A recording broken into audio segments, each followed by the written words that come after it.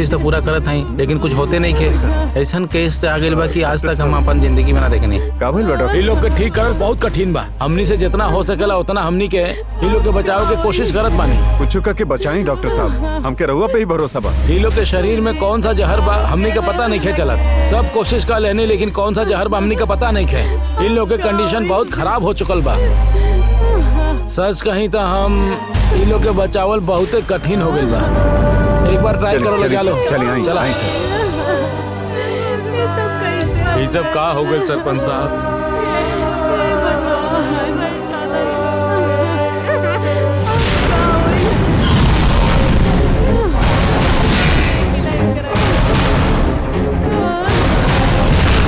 हालात बिगड़त जात बा भाई। डॉक्टर का भइल डॉक्टर साहब? हमनी के सब कोशिश कर लेनी पर पल्स रेट बहुत कम हो जात बा। अब हमनी के कुछ ना कर सकीले। अब कुछ ना हो सकेला। भगवान से प्रार्थना करा। सॉरी, हमनी के हाथ में नहीं खे। अब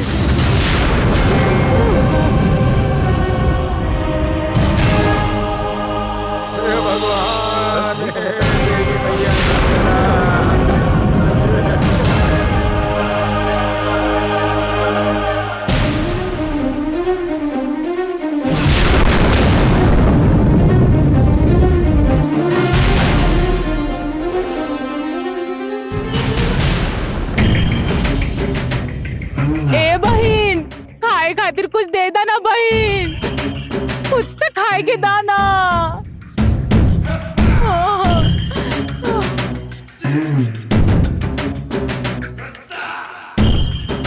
अब हम ये इतना बड़ा संकट पे पड़ गई बानी तो हमने तो हर मदद कैसन करब? कुछ नहीं खे, जा यहाँ से।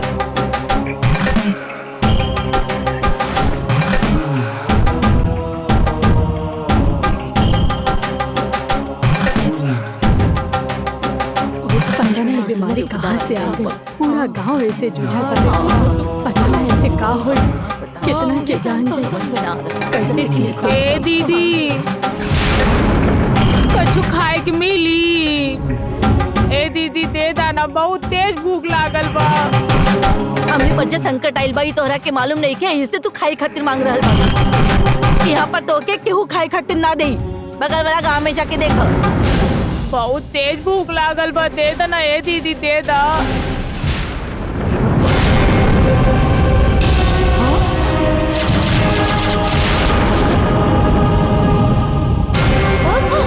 हे भगवान, तो विष के बाधा तोहरा के भी हो गई लागत बा। हमने के गांव के बहुत सारा लोग ई विष बाधा से मर चुकल बाड़े। अब तोहरा के कुछ होखे से पहले वहाँ जे डॉक्टर बड़े उनकरा से जाके मिल लो। का? इतना खातिर डरा ताड़ू तू? हम तो अब वही देखनी ई जहर के इलाज हमरे हाथ में बा, समझ गईलू?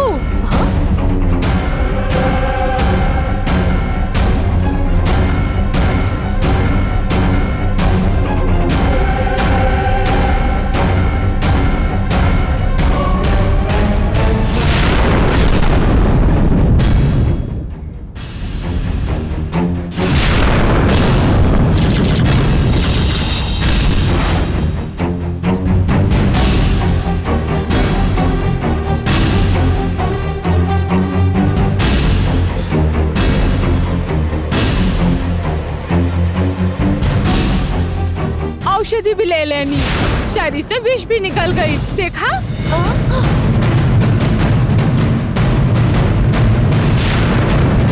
इतना कमाल हो गई। केहू भी बीमारी पे सही इलाज करल जाई तो वो ठीक हो जाला। इनमें कमाल का होला बहिन। बहुत तेज भूख लागल बा हमरा के। हमके लागत है ई गांव में केहू कुछ खाए के ना दे। अब लागत है बाजू वाले गांव में जाए के पड़ी। अरे सुना सुना, हमने के गांव के तोहार जरूरत बा। हमने के दुख दूर करो, फिर हमनी लोग तोहरा खातिर पंच पकवान बना के दे दे। अरे आवा आवा, अरे आवा था हमरा साथे। आवा आवा, अरे आवा ना।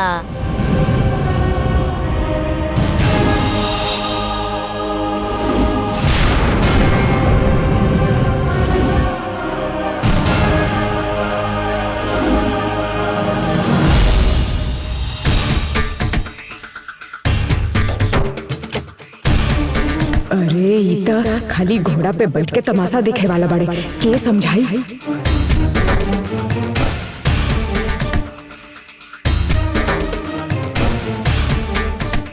यहाँ यहाँ करी साइन।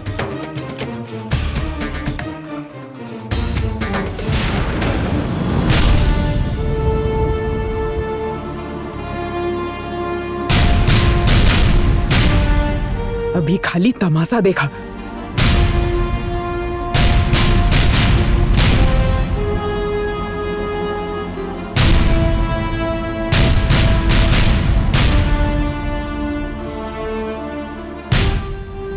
अरुण,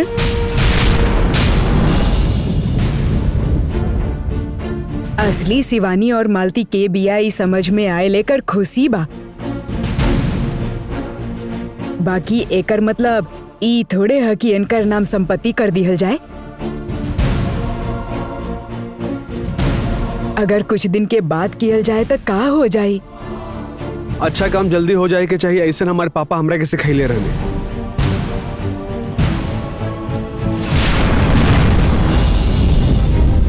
और इतना ही नहीं, इतना दिन से हम अपन माई के ई घर में नौकर बना के रख ले रहनी,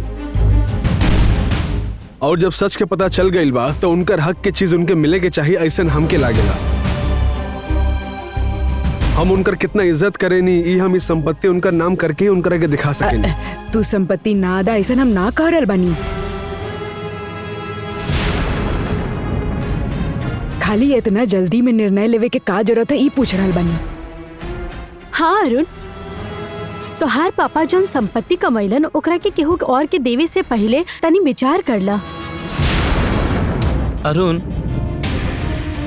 हमके तो लागत बा कि तू लोग के घरे रहे देला, यह बड़ बात बा।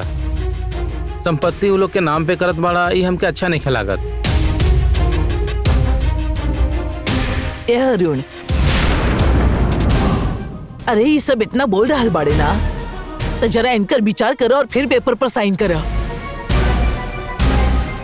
बुआ, आज के खाना कल देवे से ना वो बासी हो जाला। जोन चीज सही टाइम पे मिल जाला ओकर वैल्यू होला। मालती के हक की चीज ओके मिल जाई तभी ओकर वैल्यू होई।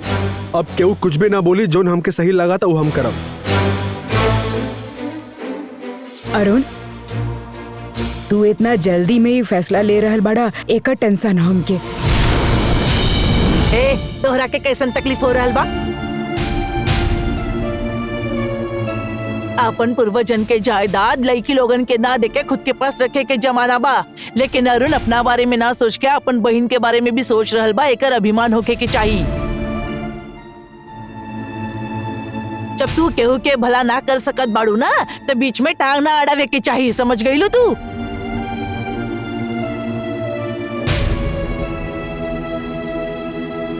अरुण के अपन बहन के प्रति प्रेम यदि तू लोग उनके समझ में ना आ रहल बना, तो तू लोग एमे बीच में मत पड़ा। अब ओकरा के जे करे के बा ओकरा के करे दा। एकरा ऊपर बहुत चर्चा ना चाहिए हमके।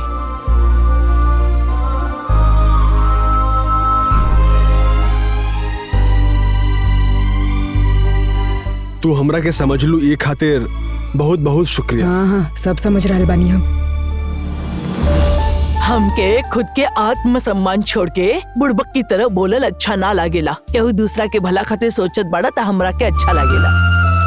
वो तो ठीक बा, लेकिन जेकरा के तू जायदाद सौंपे के चाहत बड़ा, वो दोनों यहाँ ना दिख रहल बाड़ी। गंगा और सीता उनकरा के बुलाए खातिर गेल बाड़ी।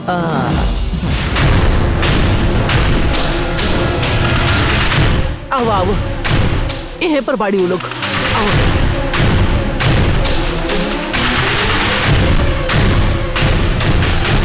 डॉक्टर साहब, सब लोग उनके जे विष बाधा भइल रहे वो एकरा शरीर में भी रहल, लेकिन पता बाई का कैली, हरा पत्ता रगड़ के खुद के ठीक कर लेली। ऐसे रउआ पास ले आई नहीं, रउआ ही एकरा के पूछ ऐसा लो। बात बा का?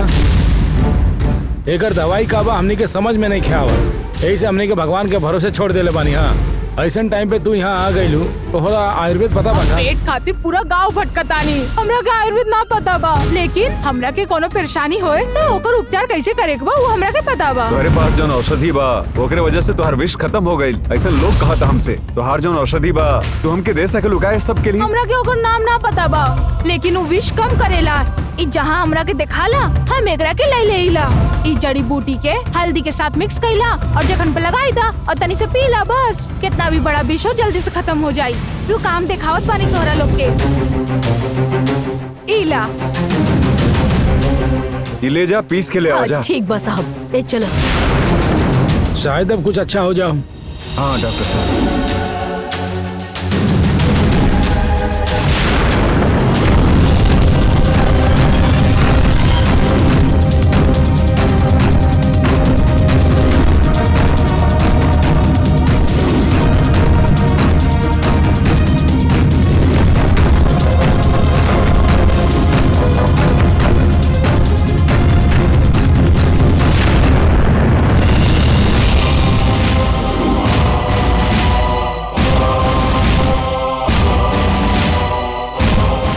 बहन ले जाके दे दो। हाँ ले जा चला ले जा। सब लोग हटा पीछे।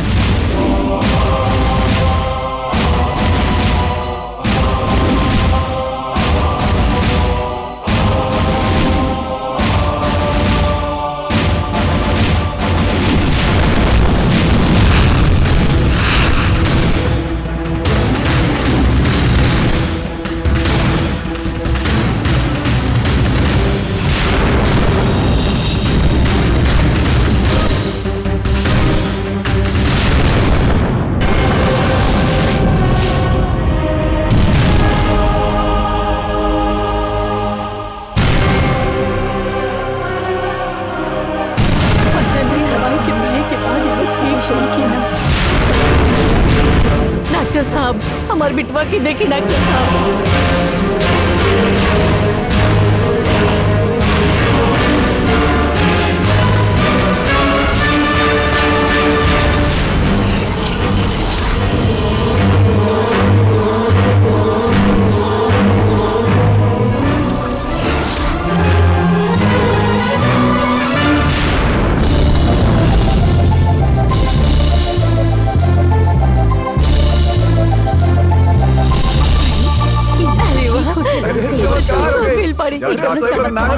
सही बात बढ़िया हो गई ना।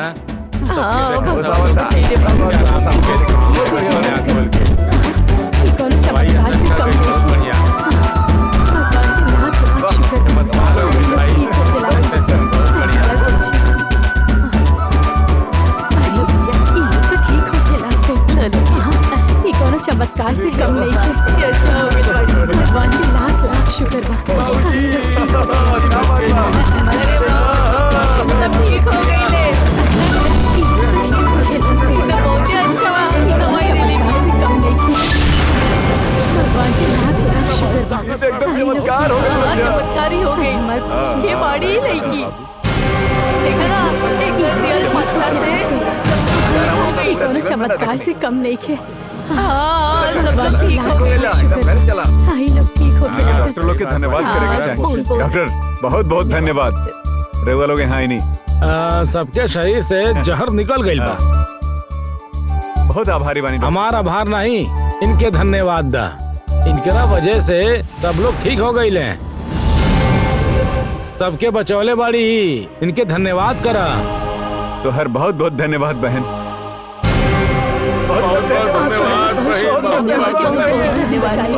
तू हमने खातिर अवतार बन के हम बहुत धन्यवाद कर रहा नहीं। ए टाइम तो हम बचा लेनी। अगर फिर से वो विशाल प्राणी तोनी लोग के काट ले तब का करबा? तू का कहता बहन? वो का वो हमरा के ना पता। एक के टाइम में इतना लोगन के वो काट ले एकर मतलब है ई गांव में कोनो शराब बाई से नहीं लागता। गांव में कुछ होए ना एक खातिर पहले के पूर्वज ग्राम देवता के पूजा करत आवत हैं। देखा लागत तोरा सबसे कोनो गलती भइल बा, यही से ई गांव में ई सब होत बा। गांव में रहे वाला देवी के हम बहुत दिल से पूजा करेनी। हाँ बहन, हम मारी अम्मा मंदिर के पुजारी हैं। हम हमेशा देवी के व्रत और पूजा पाठ करत रहिले। मारी अम्मा कुछ सालों पहले तो तोरे सबके गांव में आइल बानी। गांव में बहुत पुराने टाइम से एक ही देवी की पूजा बहुत सालों से ना होत बा। काई सही बा?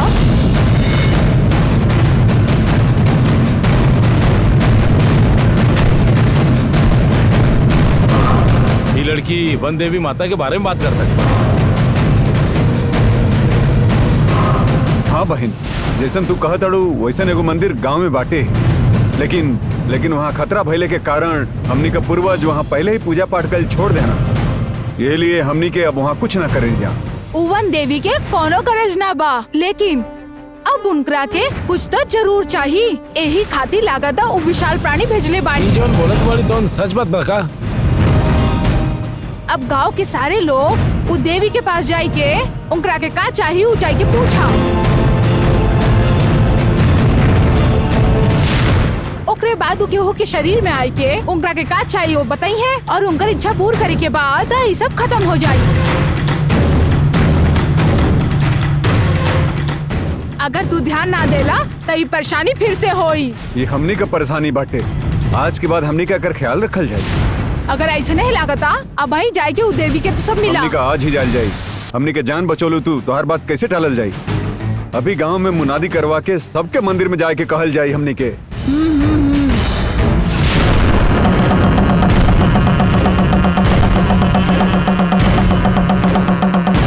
गांव वाला लोग सुना सुना हमार बात सुना। गांव में फैलल जहर के खातिर वन देवी का पूजा कल हमनी छोड़ देले रहनी आजा। यही कारण से ये सब भइल हा। वन देवी के फिर से प्रसन्न करे खातिर वन देवी के मंदिर चले के आ सबके देवी से चल के वरदान मांगल जाई। ऐसा सरपंच साहब का निर्णय बा। ये गांव के भलाई खातिर सब लोग पुरुष महिला सब केहू घरे ना रही सब लोग मंदिर चले।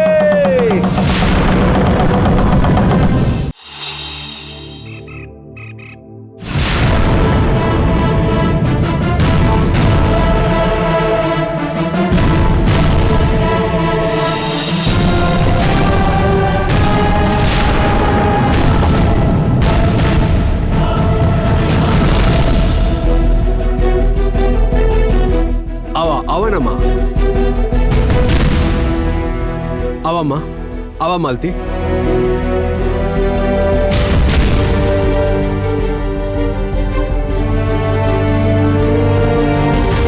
गंगा और सीता रवा लोग के सब बता देनी ना।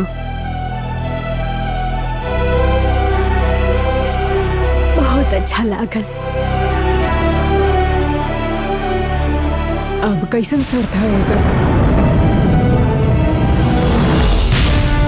बाबा के संपत्ति में मालती के समान अधिकार बा ऐसा नहीं पेपर में लिखल बा। पेपर में जहाँ साइन चाहत रहे ओहिजे हम साइन कर देनी, लेकिन मालती के साइन हो जाए के बाद हमने रजिस्ट्रेशन खातिर भेज सकें।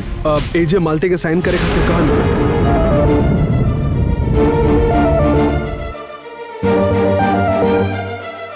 इलामाई